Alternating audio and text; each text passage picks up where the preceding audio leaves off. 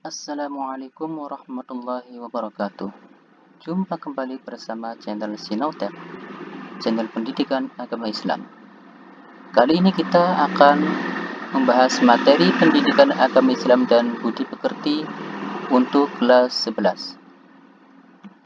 Sekarang kita sudah sampai pada bab yang ke-8, yaitu meneladani Rasulullah dengan perilaku santun atau iman kepada para rasul. Sebelum memulai pembelajaran, seperti biasa, mari kita membaca Al-Quran dengan tartil. Semoga dengan pembiasaan ini, Allah Subhanahu wa Ta'ala selalu memberikan kemudahan dalam memahami materi ini dan mendapatkan ridhonya. Amin ya Rabbal Alamin. Yang akan kita baca pada kali ini yaitu Quran Surat Al-Ahzab ayat 21. A'udzu billahi minasy syaithanir rajim. Bismillahirrahmanirrahim.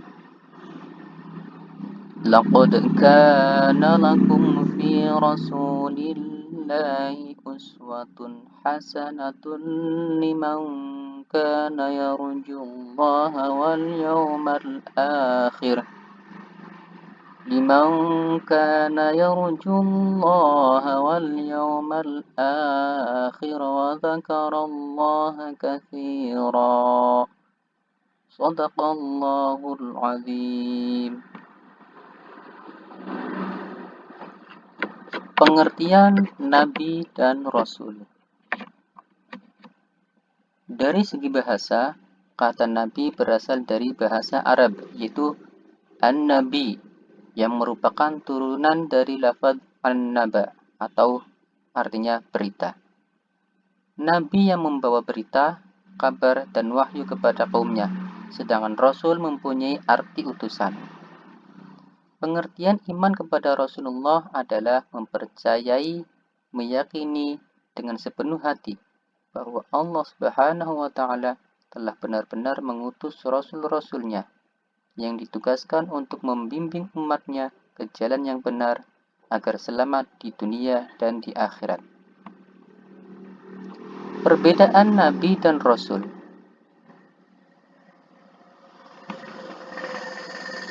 Rasul yaitu seorang manusia yang diberi wahyu berupa syariat dan diperintahkan untuk menyampaikannya kepada umatnya. Sedangkan Nabi seorang manusia yang diberi wahyu berupa syariat, baik diperintahkan untuk menyampaikannya ataupun tidak.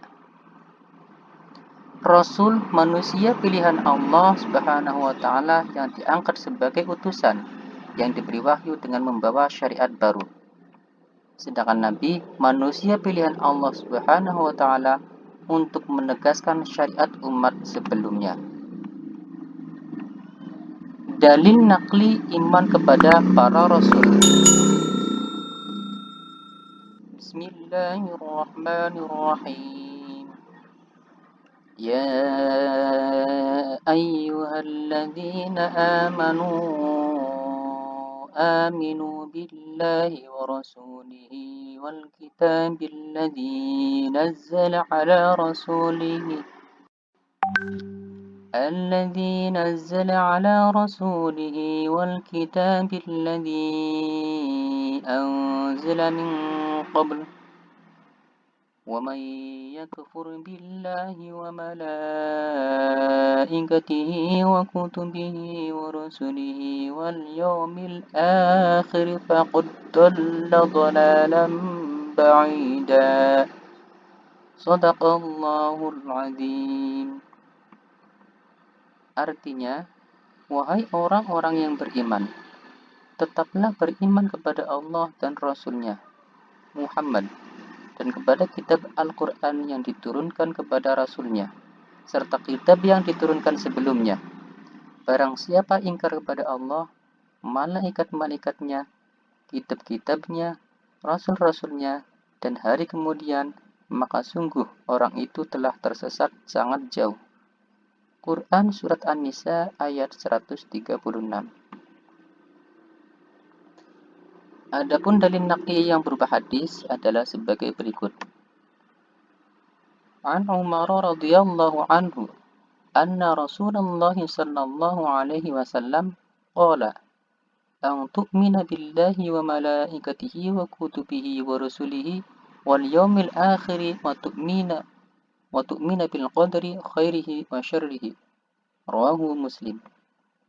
Artinya, dari Umar radhiyallahu an bahwa Rasulullah sallallahu alaihi wasallam bersabda, iman itu ialah engkau beriman kepada Allah, para malaikatnya, kitab-kitabnya, para rasulnya, hari akhir, juga beriman terhadap ketentuannya yang baik dan yang buruk. Hadis riwayat Muslim. Jumlah dan nama-nama Nabi. Dalam hadis disebutkan dari Umamah, Abu Dzar berkata, aku bertanya, wahai Rasulullah, berapakah jumlah Nabi? Beliau menjawab, 124.000 Nabi. Dari jumlah ini terdapat 315 Rasul, dan itu adalah jumlah yang sangat banyak. Hadis riwayat Ahmad. Adapun dalam hadis lain disebutkan lebih dari 310 Rasul. Dan jumlah Nabi dan Rasulullah yang disebutkan dalam Al-Quran adalah 25. Adapun nama-nama 25 Nabi dan Rasul yang disebutkan dalam Al-Quran yaitu Nabi Adam alaihissalam, Nabi Idris alaihissalam, Nabi Nuh alaihissalam, Nabi Hud alaihissalam, Nabi Salih alaihissalam, Nabi Ibrahim alaihissalam, Nabi Lut alaihissalam, Nabi Ismail alaihissalam, Nabi Ishaq alaihissalam, Nabi Yaqub alaihissalam, Nabi Yusuf alaihissalam, Nabi Ayub alaihissalam, Nabi Syu'aib alaihissalam, Nabi Musa alaihissalam, Nabi Harun alaihissalam, Nabi Dzulkifli alaihissalam, Nabi Dawud alaihissalam, Nabi Sulaiman alaihissalam, Nabi Ilyas alaihissalam, Nabi Ilyas alaihissalam, Nabi Yunus alaihissalam, Nabi Zakaria alaihissalam, Nabi Yahya alaihissalam, Nabi Isa alaihissalam, dan yang terakhir Nabi Muhammad sallallahu alaihi wasallam. Sifat wajib para rasul. Yang pertama, sifat sidik. Sidik artinya benar. Segala sesuatu yang diucapkan oleh para nabi adalah kebenaran dan tidak mungkin melenceng dari kenyataan. Yang kedua, amanah. Amanah artinya dapat dipercaya. Nabi dan Rasul harus menyampaikan seluruh perintah Allah dan larangannya kepada hamba-hambanya. Yang ketiga, tabligh. Tabligh artinya menyampaikan. Tugas pertama Rasulullah adalah menyampaikan kepada umatnya. Dan yang keempat yaitu fatonah. Fatonah artinya cerdas. Sifat ini sangat jelas dalam Al-Quran, di dalam sejarah para nabi dan para rasul. Sifat mustahil para rasul atau sifat yang tidak boleh atau tidak mungkin dimiliki oleh para rasul. Yang pertama, kizib. Kizib artinya berdusta. Maksudnya yaitu rasul tidak mungkin berdusta dalam ucapan maupun perbuatan. Yang kedua, khianat. Khianat artinya ingkar janji. Maksudnya yaitu Rasul tidak mungkin berkhianat terhadap yang telah diamanahkan kepadanya. Yang ketiga, kitman. Kitman artinya menyembunyikan. Maksudnya yaitu Rasul tidak mungkin menyembunyikan wahyu yang telah diterima. Dan yang keempat, balada. Balada artinya bodoh. Maksudnya yaitu Rasul tidak mungkin bodoh. Rasul adalah pribadi yang cerdas. Tugas-tugas para rasul. Yang pertama, menyampaikan amanat Allah dengan jelas. Sebagaimana yang tercantum dalam Al-Quran. Bismillahirrahmanirrahim. Ya ayyuhar rasul balligh ma unzila ilaika min rabbik. Shadaqallahul azim. Artinya, wahai Rasul, sampaikanlah apa yang diturunkan Rabb-mu kepadamu. Quran Surat Al-Maidah ayat 67. Tugas selanjutnya yaitu menyeru umatnya kepada Allah. Sebagaimana tercantum dalam sebuah ayat, Bismillahirrahmanirrahim.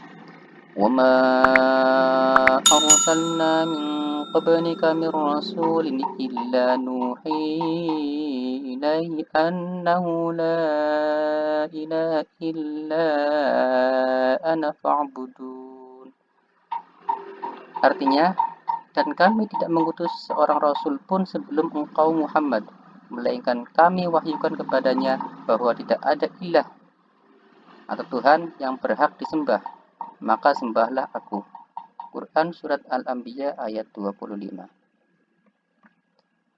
Tugas para rasul selanjutnya yaitu membawa kabar gembira dan memberi peringatan.